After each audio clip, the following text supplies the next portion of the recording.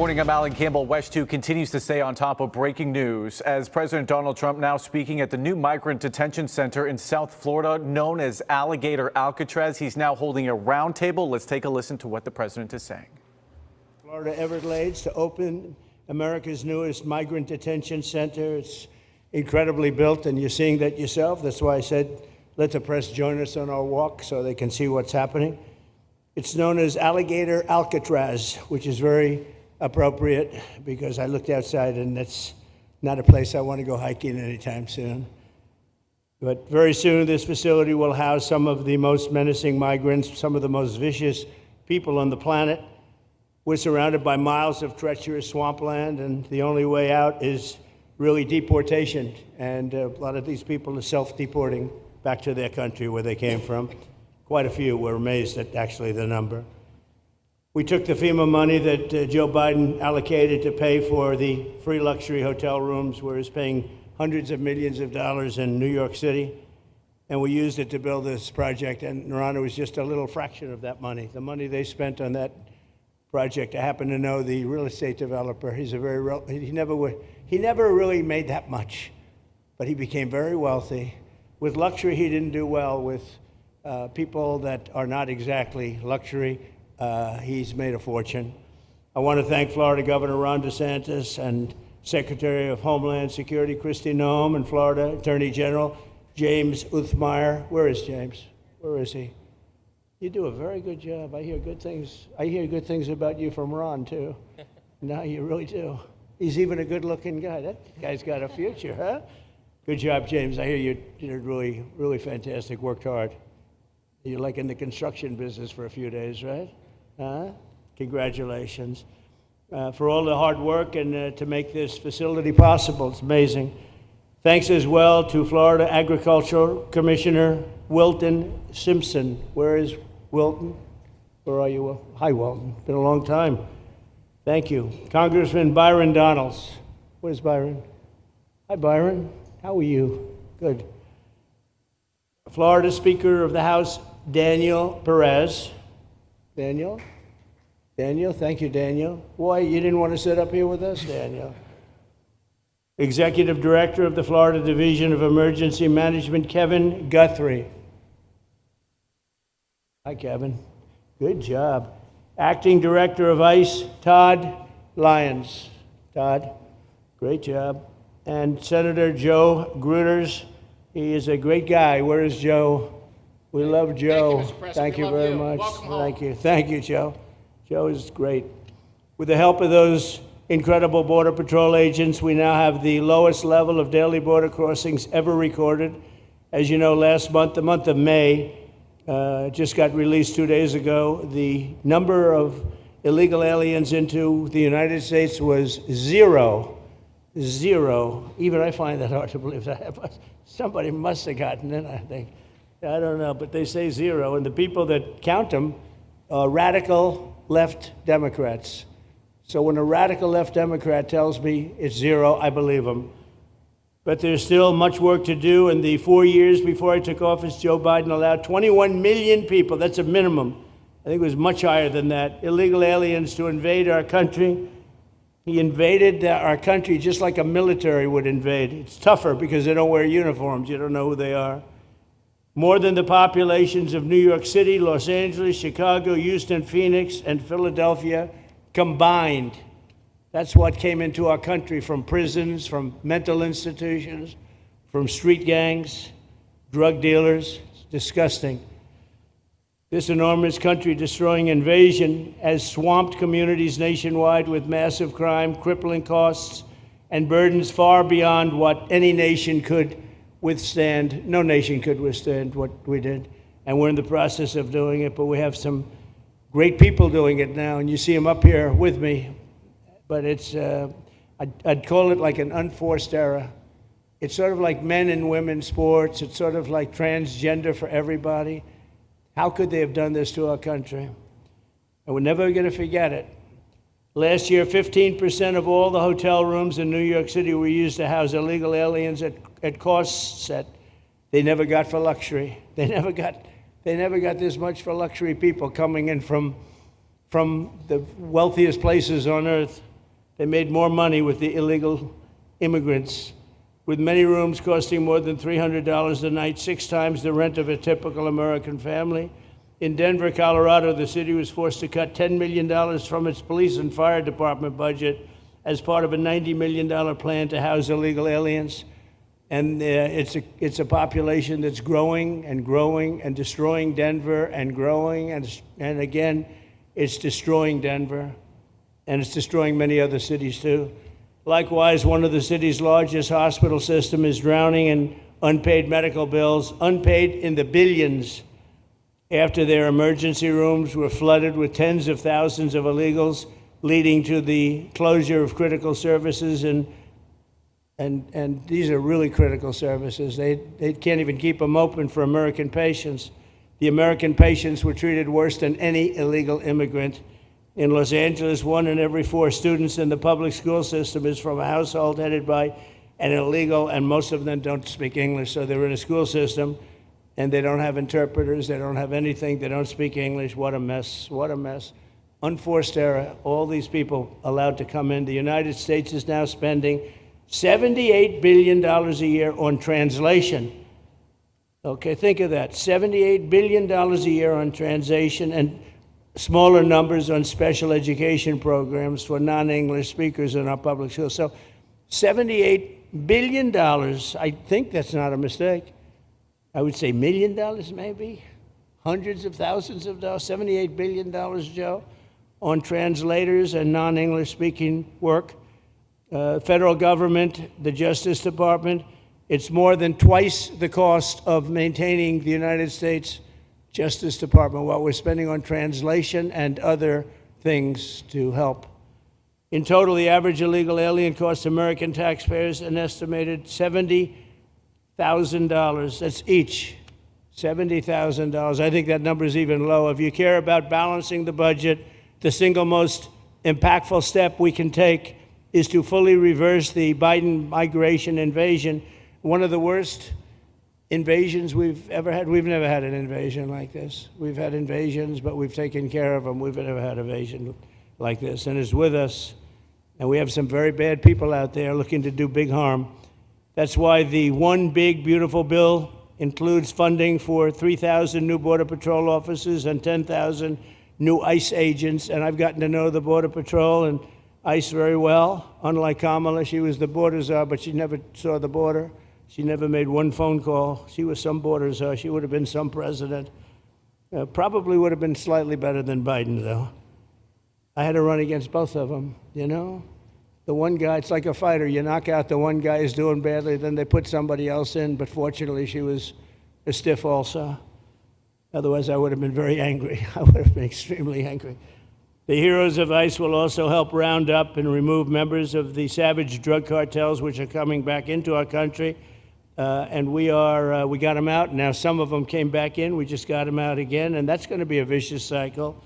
But these are foreign gangs. They're horrendous people, killers, that have infiltrated our territory, including 8 which we have designated as foreign terrorist organizations, which gives us a lot more power for speed and getting them out much easier.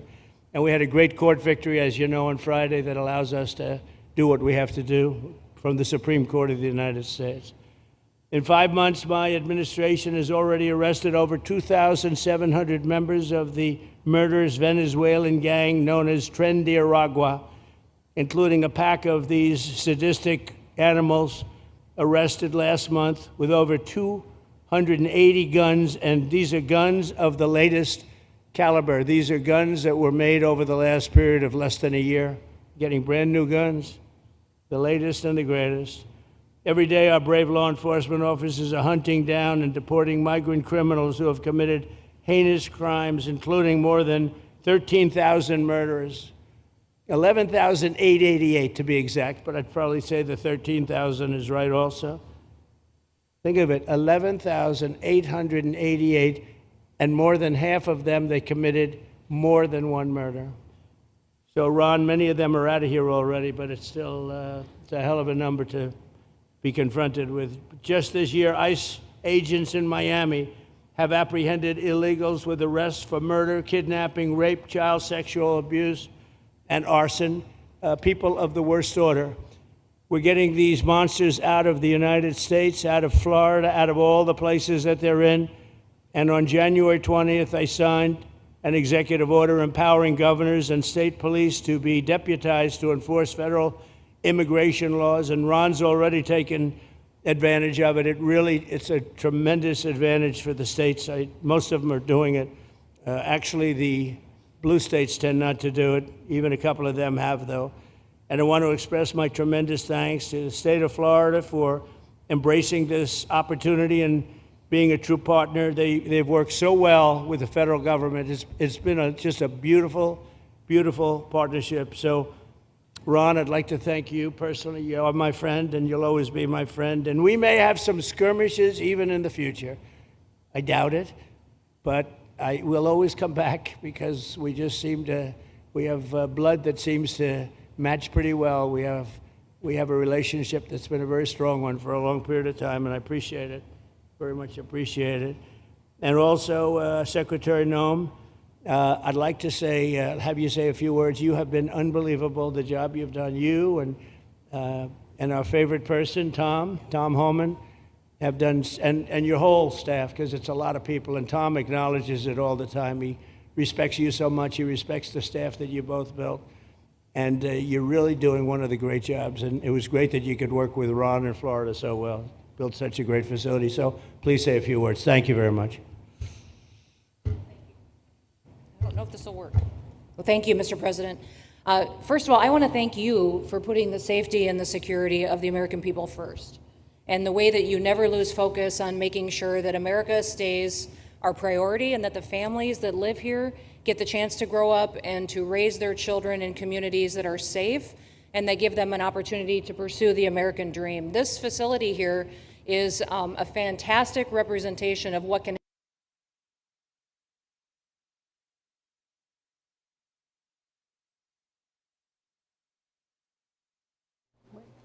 partnerships with states and with local law enforcement officers, which is exactly how things should function in this country. More power, more authority given to people locally so that they can take control of their own destiny. And so we have already been working under the 287G program to deputize law enforcement officers, whether they be state highway patrol, local sheriff's departments in all of our states, and allow them to go out with our ICE officers, our border patrol officers, and make sure that we're getting the worst of the worst off of the streets.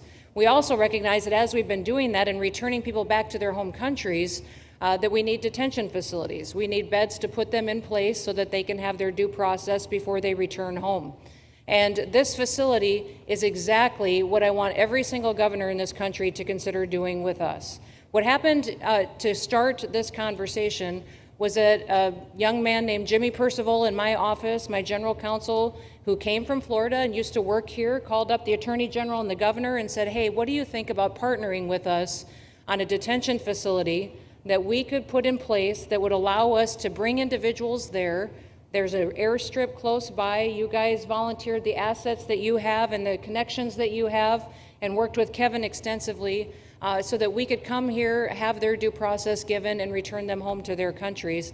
And in 8 days, this facility has been stood up. And I want everybody to recognize that detention facilities that ICE adheres to is a higher standard than is required at state levels, at local Department of Corrections facilities, sheriff's offices. This is a state-of-the-art facility, air-conditioned, isolated though for security purposes, which is very helpful. And I appreciate so many people being willing to work together to make a project like this happen. Right here on this location, we'll have about 3,000 beds. Other location will have another 2,000 beds that will allow us to bring individuals across the country that we are bringing in and incarcerating for violating our laws, and immediately get them out of the country as soon as we possibly can. It's exactly what we need to be perpetuating in other states. And what I would say is, I want all of you to notice these flyers that we've got. Is that everybody who sees these flyers or anybody who sees these news clips should know you can still go home on your own. You can self-deport. If you go on the CBP Home app and go home now, you will get the chance to come back to the United States legally. You will get the chance to come back and do it the right way. If you don't, you may end up here. and you may end up here and being processed, deported out of this country, and never get the chance to come back. That is the consequences of breaking the law in the United States of America. Listen, our job is to uphold the law. This is a country of laws. We have a border now, and because we have a president that cares and recognizes that we need to be a nation of borders and a nation that upholds the law. If you break the law, there's consequences. We will deport you, and you will never get to be a United States citizen. You'll never even get to come back here and work and to pursue the American dream. But if you decide you want to go home now, go home, and we'll help facilitate it. We'll buy your plane ticket. We'll get you there. In fact, I just got back from Panama, Costa Rica, Guatemala, Honduras. Those countries are excited to get their citizens home. They're setting up programs to loan them money to buy houses when they get there, help them with food assistance, get their children educated, scholarships. They want their citizens that are living here in the United States illegally to come home and to be a part of their economy and help their countries grow. So this is a win-win for everyone, and I just want to end, Mr. President, by thanking our law enforcement officers, by thanking our ICE officers and our Border Patrol officers for what they do every day. They are out on the streets, and violence against them has increased over 500% since Trump has gone back into the White House, because he's upholding the law and because a bunch of liberals, socialists, and Marxists are out there lying about what President Trump is doing.